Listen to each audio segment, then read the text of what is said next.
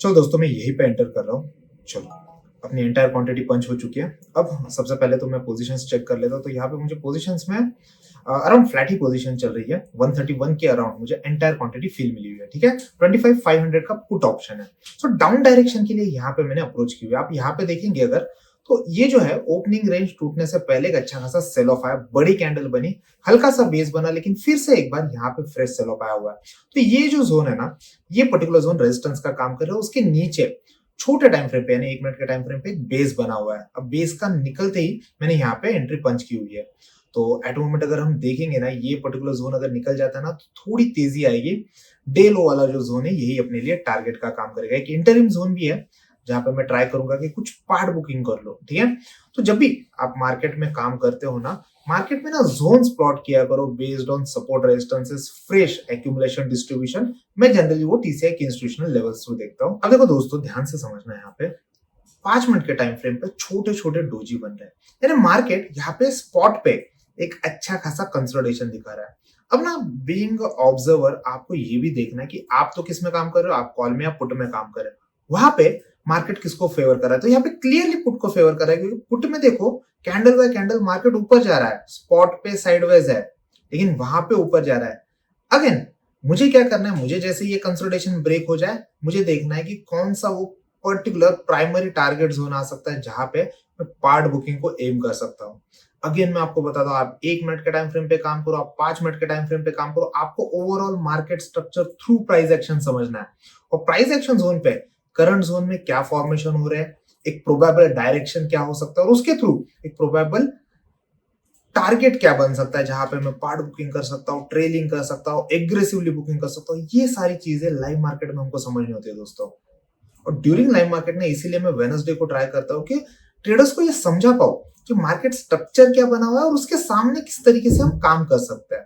तो coming Wednesday को similar way में अपना एक लाइव सेशन होने वाला है। तो मेक श्योर करो, अगर आपने कोर्स परचेस कर लिया है तो सारे वीडियोस थ्रू, जो बेसिक वीडियोस है ना, उसके थ्रू जाना स्टार्ट कर दो। आपकी प्राइस एक्शन ऑलरेडी अच्छी होनी स्टार्ट हो जाएगी। फिर लाइव मार्केट में हम मैक्सिमम जो अपॉर्चुनिटीज होती है उसको कैसे हंट किया जाता है, इसके बारे में देखेंगे।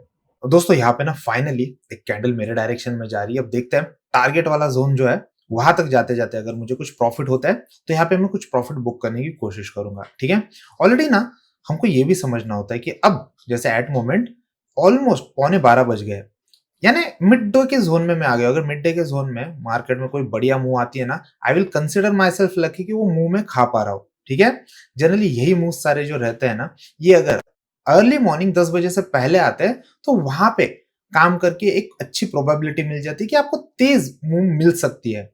मिड डे में वो सारी जो प्रोबेबिलिटीज होती है ना, उसके चांसेस जो रहते हैं वो थोड़े लेस रहते हैं। तो यहाँ पे ना प्रोएक्टिवली काम करना पड़ेगा।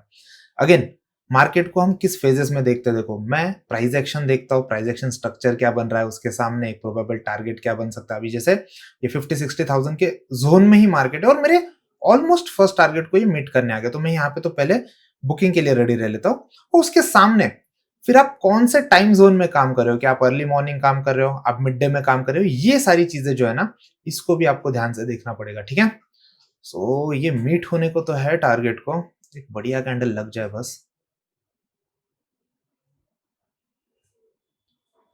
मतलब इसीलिए ना दोस्तों, मैं ये चीजें ना आपको हमेशा बोलूंगा कि अदर देन स्ट्रैटेजी बहुत सारी चीजें जो मार्केट में वर्क करती है, उस पे फोकस करना बहुत जरूरी होता है। ठीक है, इसको हम मार्केट स्ट्रक्चर बोलते हैं। डेवलपिंग मार्केट स्ट्रक्चर एवरीडे का अलग रहता है और उसको अप्रोच करने का तरीका भी अलग रहता है। ठीक है, तो अब देखो अपने प्राइमरी टारगेट जोन को तो ये अचीव कर रहा है और उसके सामने 62,000 57,000। ठीक है, मैं यही पे ना दोस्तों पहले तो पार्ट बुकिंग कर लेता हूँ और उसके बाद में फिर ट्रेलिंग के लिए हम देखेंगे। आज कोई बड़ा टारगेट दिख नहीं रहा है मुझे, तो 63,000 64,000, चलो 73,000।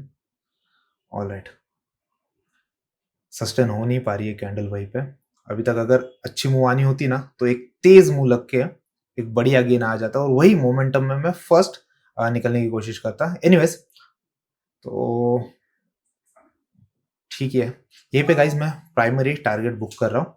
ठीक है, एक बार हम देख भी लेते, तो ऑलमोस्ट 59,000 के प्रॉफिट यहाँ पे बुक हो गए, 142 के अराउंड। ठीक है, तो बहुत लोगों के माइंड में ये रहता है कि किस दिन हमको बड़े टारगेट के लिए जाना है, किस दिन हमको एक लिमिटेड टारगेट लेके बाहर आना है। अब देखो यहाँ पे ध्यान से देखना, 1 मिनट के टाइम फ्रेम पे जो मेरा प्राइमरी टारगेट जोन है उसी टारगेट जोन को इसने टच कर लिया और वहीं पे देखो अब यहाँ से आगे एक काइंड ऑफ साइडवेज से लेके रिवर्सल मूव मुझे दिख रहा है।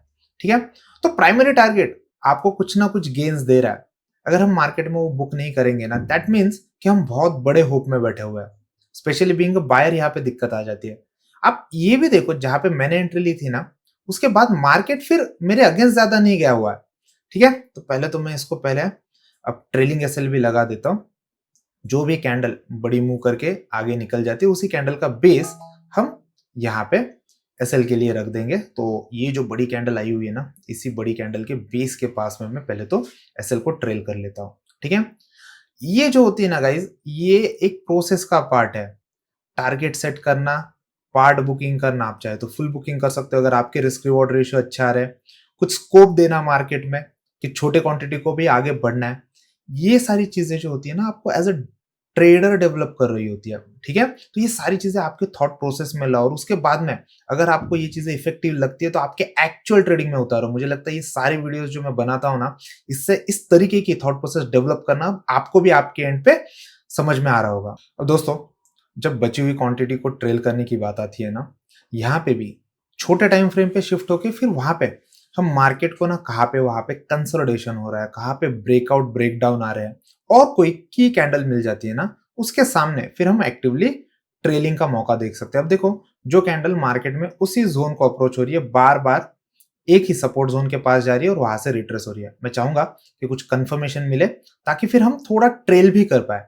ठीक है, तो यही सारी चीजें रहती है दोस्तों। और प्राइस एक्शन देख के मैं देखता हूँ बहुत सारी आड़ी तिरछी लाइंस ना लोग अपने चार्ट पे बना के रखते हैं, चार्ट को कंप्लीटली मेस कर देते हैं और खुद की जो थॉट प्रोसेस रहती है ना, उसको भी फिर वहां पे ना लोग अननेसरली बहुत ज्यादा कॉम्प्लिकेट बना देता है और ट्रेड का जो मेजर कन्विक्शन होता है वही निकल जाता है। ठीक है, तो सिंपली मैंने क्या किया, एक अच्छी ब्रेकडाउन कैंडल देखी और ब्रेकडाउन कैंडल के बेस के पास में अब मैंने मेरा ट्रेलिंग एसएल लाके रख दिया। अब लेट्स से देखते हैं, अगर मार्केट यहां से आगे रिवॉर्डिंग होना है तो कैंडल बाय कैंडल हर एक कैंडल के बेस के पास में मैं और ट्रेलिंग करके पास आने की कोशिश करूंगा, ताकि जो मेजर प्रॉफिट हमने बुक किया हुआ है वो भी कैप हो जाए और बची हुई क्वांटिटी से कुछ अब और चीजों को मैक्सिमाइज कर पाए। बाय द वे, 10 साढ़े 10 बजे के अराउंड मेरे पास में इन्फोएज था, नौकरी था, जहाँ पे मैं ट्रेड अपॉर्चुनिटी देख रहा था।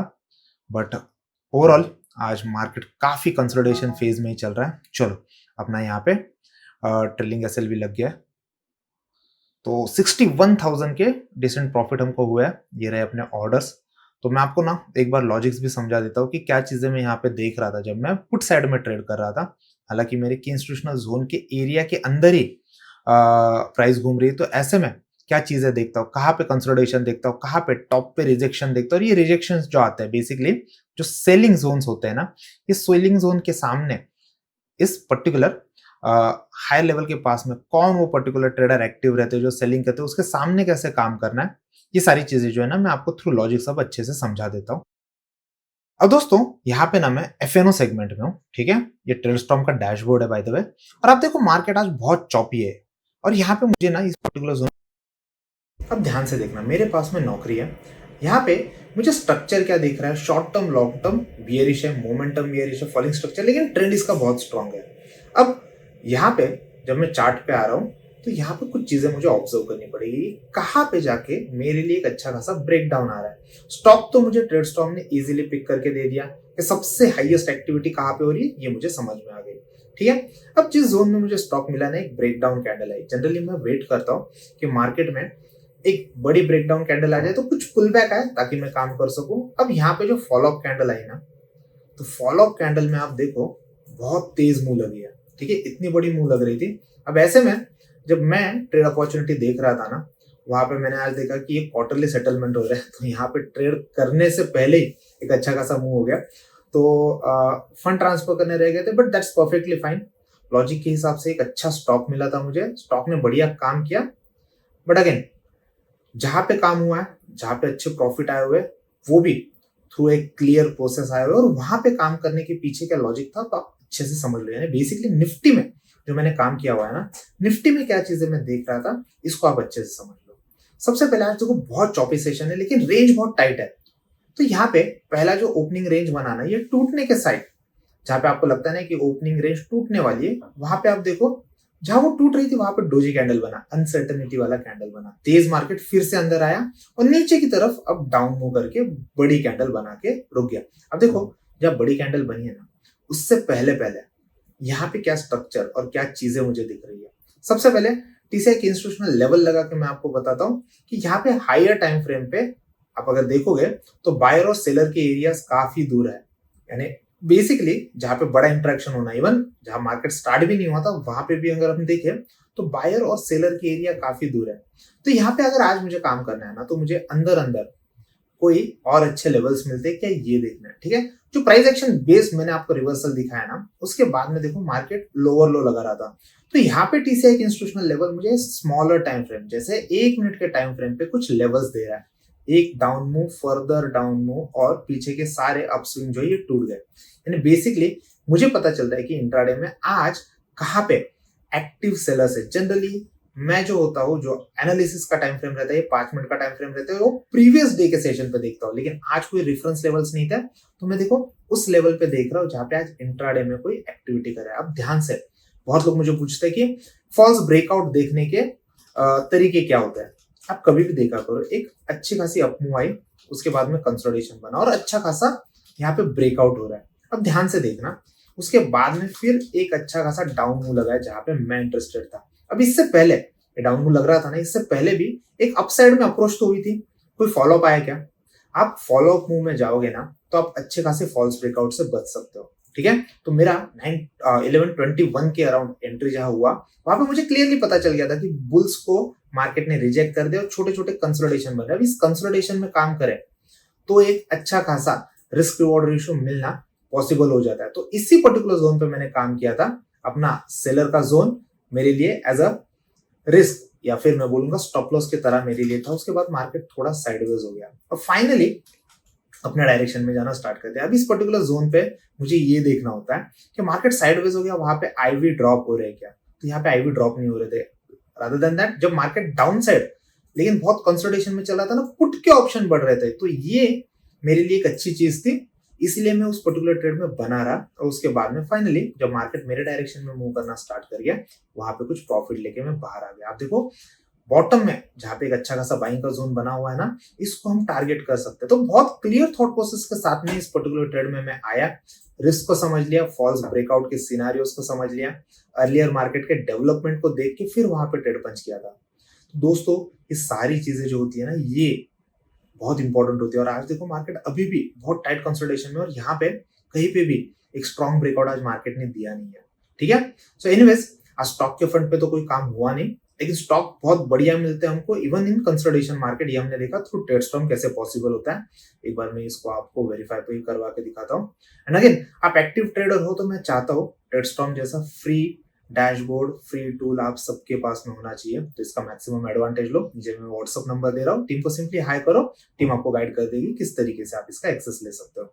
एंड ओवरऑल मेरी थॉट प्रोसेस देख के और ट्रेडिंग का ओवरऑल मेरा काम देख के आपको ये तो समझ में आया होगा कि क्या चीजें देख के मैं खुद के लिए ट्रेड ट्रिगर करवाता हूँ, उसके सामने किस तरीके से रिस्क मैनेज करता हूँ, और ओवरऑल ये सारी थॉट प्रोसेस को देख के आपको अगर कुछ इनसाइट्स ट्रेडिंग के लिए मिलते हैं, वीडियो को लाइक करो and follow trading cafe India.